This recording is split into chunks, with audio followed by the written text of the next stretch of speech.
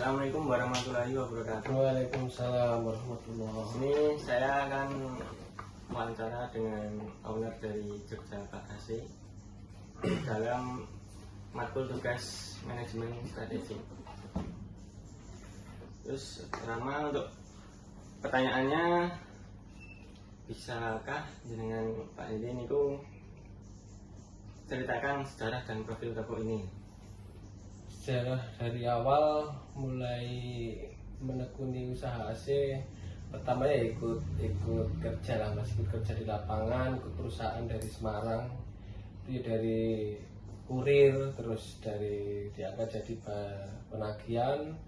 Terus waktu itu kebetulan di tahun 2008 lah, 2008 sampai 2011 yaitu kebetulan tokonya tutup. Akhirnya saya dan teman saya berpikir keras untuk membuka usaha sendiri lah ya, dalam artian kongsian sama teman orang Semarang.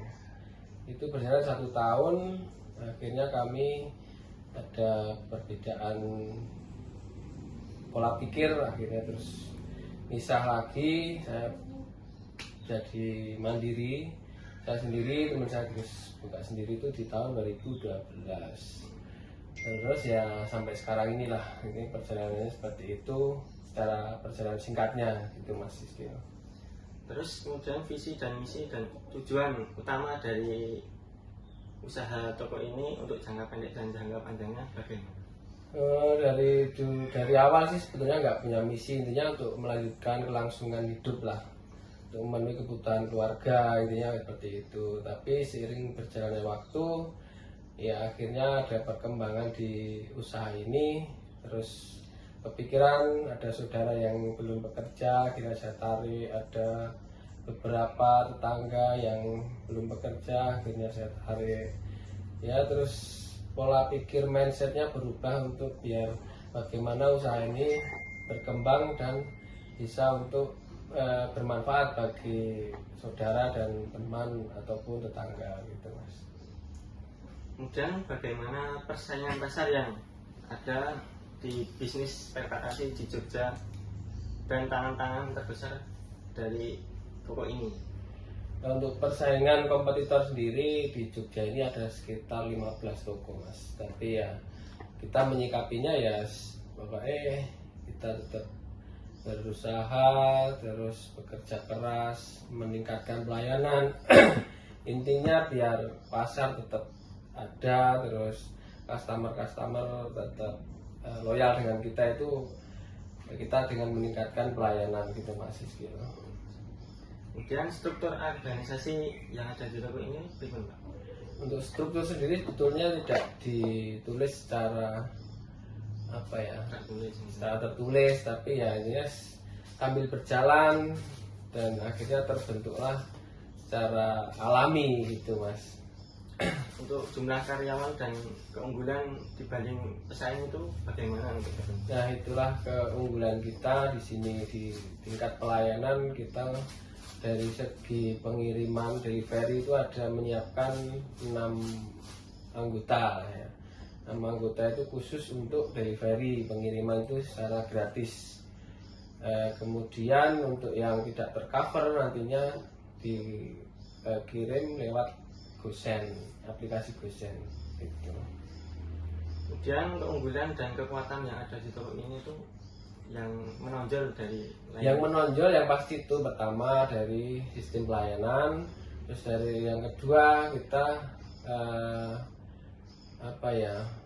menggunakan sistem tempo, bayar tempo gitu Mas. Jadi itu yang menjadi kunci keunggulan kita di sini. Kemudian kelemahan dan kekurangan yang misalnya Untuk kelemahan yang pastinya di nota piutang.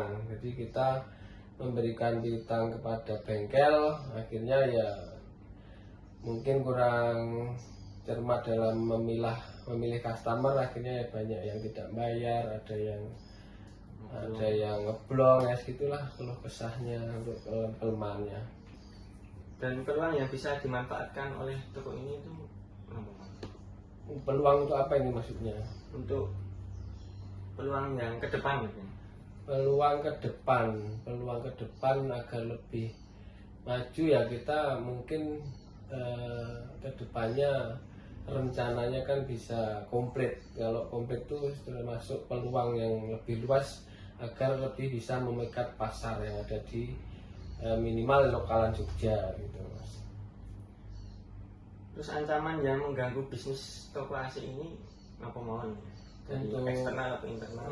ancaman sendiri bisa dari internal, bisa dari eksternal. Untuk internalnya mungkin dari karyawan yang kurang loyal, itu juga termasuk ancaman sebetulnya, tapi itu nggak menjadi soal lah, intinya kita pasrahkan aja.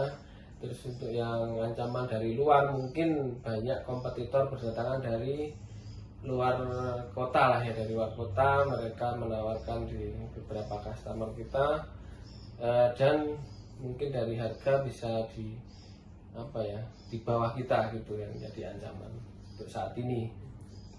Terus apa mudah bagi customer baru itu untuk masuk ke toko ini? Masih bebas atau ada sesuatu yang mungkin tidak tertulis untuk customer baru sangat kita bebaskan, dan rata-rata mungkin sudah customer baru itu sudah dapat rekomendasi dari temannya, jadi kita udah tahu untuk masalah seluk-beluk si customer baru ini. Dan pastinya kalau customer baru harus sistem pembayarannya cash gitu. kemudian seberapa besar kekuatan pembeli dalam menawar harga dan kualitas misalnya? Untuk kekuatan tersebut, alhamdulillah untuk penawar nggak begitu banyak lah, mungkin persentase yang customer yang menawar itu sekitar 20% lah persentasenya, dan rata-rata terjadi deal lah kalau untuk masalah penawaran harga. Apakah di sini juga bisa melayani ganti spare part AC atau cuma jual beli saja? Untuk saat ini baru melayani jual beli saja karena belum punya bengkel melayani seperti itu. Kalau pesaing utama dari toko ini itu toko yang mana, lebih kekuatannya sama? Kalau untuk saat ini mungkin untuk pesaing itu ya hampir rata-rata lah, itu di daerah mana itu namanya, Taman Makam Pahlawan itu ada Jogja Teknik, ada Kurnia Tama, terus di sebelah kita sini ada Asirio, itu juga kompetitor yang besar juga itu mereka. Mungkin kalah di pelayanan pengiriman aja mungkin ya gitu. Untuk strategi pemasaran yang dilakukan di toko ini itu gimana untuk mendapatkan customer baru misalnya? Untuk strategi itu sebetulnya kita menanamkan rasa nyaman kepada customer, dan kita intinya nggak ada strategi marketing yang kita online kan, intinya dari mulut ke mulut, dari teman, dari intinya kedok tulang gitu aja Mas. Mulut ke mulut. Mulut ke mulut. Apa harapan untuk masa depan di toko ini dan pesan saran untuk pengusaha lain yang ingin memulai bisnis serupa?